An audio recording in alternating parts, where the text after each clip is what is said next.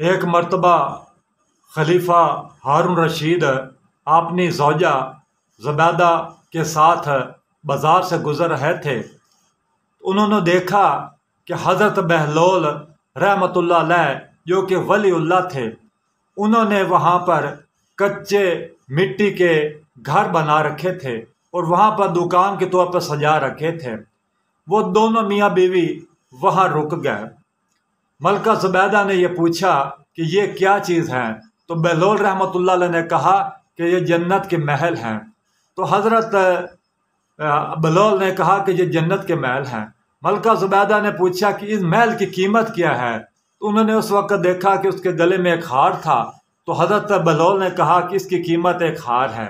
تو ملکہ زبیدہ نے وہ ہار اپنے گلے سے اتار کر حضرت بہلول کے حوالے کر دیا، اور حضرت بہلول نے ایک مٹی کا گھر اٹھا کر ملکہ زبیدہ کے حوالے کر دیا۔ ملکہ زبیدہ اور ہارون رشید اس گھر کو لے کر گھر چلے گئے۔ دوستو، جب رات کا وقت ہوا، رات کو ہارون رشید محو خواب تھا، سو رہا تھا، تو خواب میں اس نے جنت کے محل دیکھے۔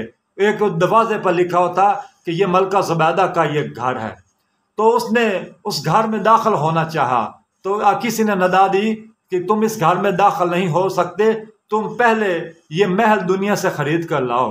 تو چونکہ اس کے ذہن میں یہ دن والا واقعہ اس کے ذہن میں تھا، تو ہارون جب صبح کے وقت اٹھا تو بہت مضطرب تھا۔ وہ اپنی بیوی کو لے کر پھر وہ بازار سے گزرتا ہے۔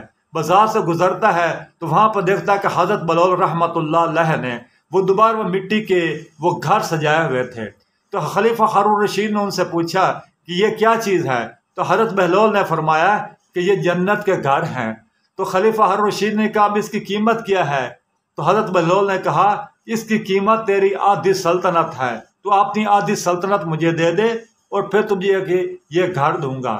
اس نے یہ کہا کہ کل کو تو تم نے میری بیوی زبیدہ کو ایک ہار کے بدلے میں یہ تمہیں ایک مٹی کا گھر دے دیا تھا، آج تم اس کی اتنی زیادہ قیمت کا مطالبہ کیوں کر رہے ہو؟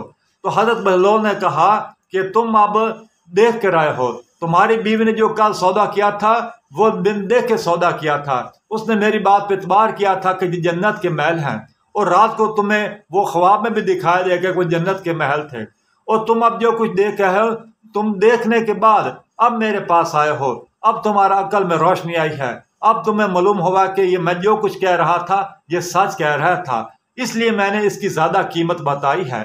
دوستو اور بھائیو، ایمان بالغیب بہت بڑی چیز ہے۔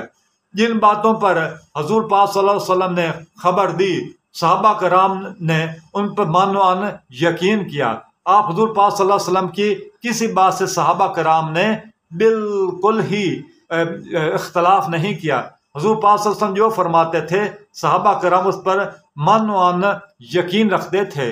یہی اصل ایمان ہے کہ غیب پر ایمان رکھنا۔